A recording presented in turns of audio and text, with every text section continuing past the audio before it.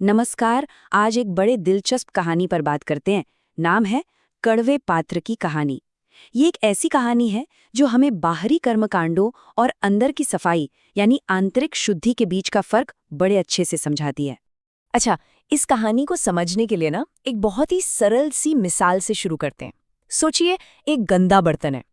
अब आप उसे दुनिया के सबसे बेहतरीन शेफ के पास ले जाइए, उसमें सबसे बढ़िया मसाले और सामग्री डालिए, लेकिन जब तक वो बर्तन अंदर से साफ नहीं होगा, उसमें पका हर खाना बेस्वाद और जहरीला ही लगेगा। और यही सवाल हमारी आज की कहानी के बिल्कुल केंद्र में है। क्या तीर्थ यात्रा जैसे बाहरी काम किसी के अंदर के स्वभाव को सच में बदल सकते हैं? चलिए, एक बड़े अनोखे से प्रयोग के जरिए इसका जवाब ढूंढते हैं। तो हमारी कहानी के मुख्य किरदार हैं दो भाई।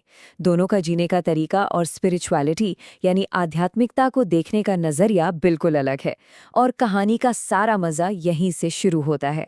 तो देखिए, दोनों भाइयों में जमीन आसमान का फर्क है ना? एक तरफ है बड़ा भाई, अमीर है और मानता है कि पवित्र जगहों की यात्रा पर हजारों रुपए खर्च करने से ही शुद्धि मिलती है। वहीं दूसरी तरफ है छोटा भाई, जो संतों की संगत में रहकर मन की शांति खोजता है।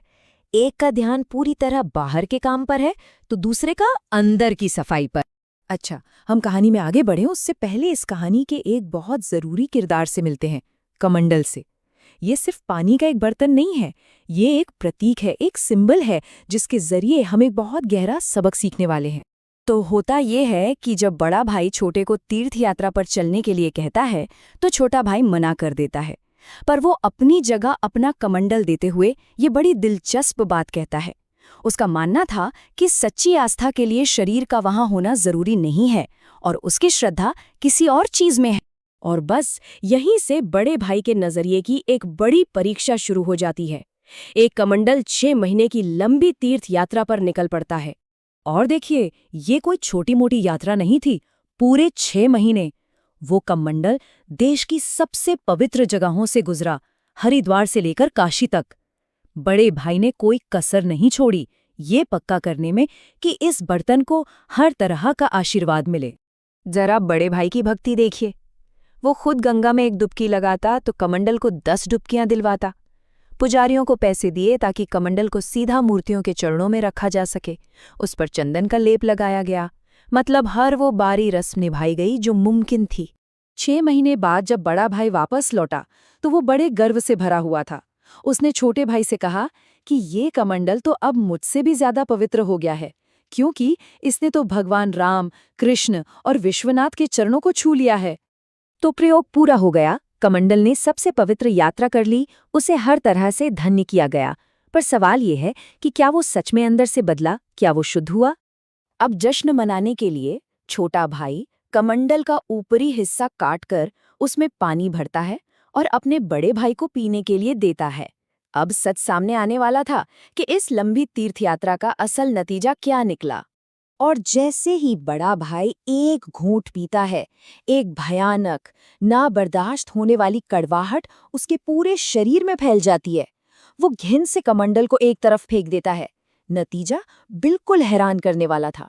सोचिए, ये कड़वाहट इतनी ज्यादा थी कि मिठाइयाँ खाने के बाद भी इसका जहरीला स्वाद बड़े भाई के मुंह से पूरे 3 दिन तक नहीं गया। तो 6 महीने की तीर्थयात्रा तो नाकाम रही। अब आता है समाधान, और ये तीर्थयात्रा की मुश्किलों के बिल्कुल उलट हैरानी की हद तक आसान है। छोटा भाई उस कमंडल को एक संत के पास ले जाता है। संत कोई लंबा चौड़ा अनुष्ठान नहीं करते, वो बस उसे 3 दिन तक पानी में भिगो कर रखते हैं और फिर एक औजार से उसकी अंदर की कड़वी परत को खुरचकर बाहर निकाल देते हैं। काम बाहर नहीं, अंदर किया गया था। कुछ महीने बीत जाते हैं। छोटा भाई फिर से बड़े भाई को खाने पर बुलाता है और उसे उसी कमंडल से पानी पीने को देता है। बड़ा भाई तो डर जाता है, उसे वो 3 दिनों की कड़वाहट याद आ जाती है। छोटे भाई के ये साबित करने के बाद कि पानी बिल्कुल ठीक है, बड़ा भाई झिझकते हुए एक घूंट लेता है और बस दंग रह जाता है। जो पानी पहले जहर जैसा कड़वा था, अब वो अंगूर की तरह मीठा लग रहा था। तो फिर इस कहानी का असली मतलब क्या है? चलिए अब इस कहानी के गहरे अर्थ को समझते हैं और देखते हैं कि हमारी जिंदगी से कैसे जुड़ती है।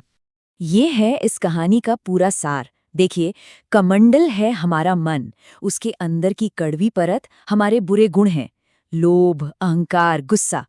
तीर्थ यात्रा है हमारे बाहर के काम, जैसे पूजा पाठ या दान पुण्य। और संत का उस परत को खुरचना, वही है असली आंतरिक काम, यानी खुद को सुधारने की कोशिश। कहानी हमें एक आखिरी बहुत जरूरी बात सिखाती है, मनन। ये सिर्फ सुनने या पढ़ने से कहीं ज्यादा है। ये सुने हुए ज्ञान पर गहराई से सोचने विचारने की प्रक्रिया है। कहानी में इसकी एक बहुत ही अच्छी मिसाल दी गई है। जैसे गाय घास खाने के बाद आराम से बैठकर जुगाली करती है ताकि उसे उसका पूरा पोषण मिल सके, ठीक वैसे ही हमें ज्ञान को पचाने के लिए उस पर मनन करना पड़ता है, तभी वो हमारे स्वभाव का हिस्सा बनता है।